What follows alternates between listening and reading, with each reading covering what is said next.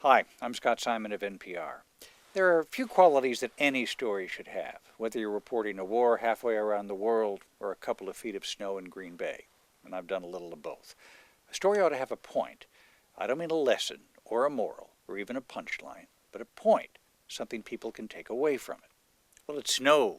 Who died? What shoes were they wearing when they got swept away in the rainstorm? What did it look like in the bombing, the thunderstorm, or the children's birthday party? Give people telling, vivid details that they can recall when they tell the story to others. Sometimes just a single phrase will do it. Give them something to repeat to others. Now, beginnings are important. If a beginning doesn't capture somebody's interest, they're going to turn the page or the dial, find something else, or even worse, forget. You can tell a story that has vivid analysis, breathtaking detail, and if nobody's listening, why are you talking? Now, Winston Churchill had a great beginning when he spoke to Parliament just after the fall of France in 1940. He didn't begin by saying, after 6 weeks of combat, we lost X number of planes, X number of tanks, although he got to that. He began by looking straight at them and saying, the news from France is very bad. Now, how could you not pay attention after a beginning like that? A story has to be told in short, breathable sections, no matter how long it is. It can be a 20-second news story or it can be Don Quixote. I've begun to think of stories as kind of a swim, whether you're heading across an outdoor pool or you're trying to swim the English Channel.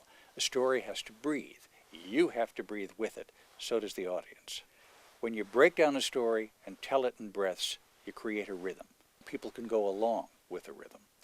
Now, we have a couple of points that are specific to audio and video.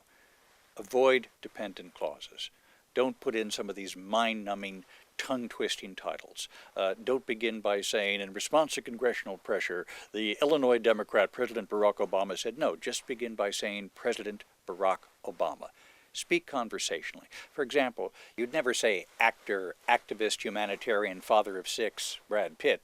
By the way, by the time you see this, it might be up to 7 or 8. But no, you would say Brad Pitt.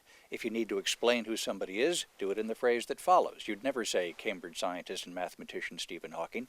You'd probably say Stephen Hawking. And if you had to explain who he was, then you'd go, the Cambridge mathematician or scientist. Be conversational. Talk to an audience the way you would talk to somebody across a table.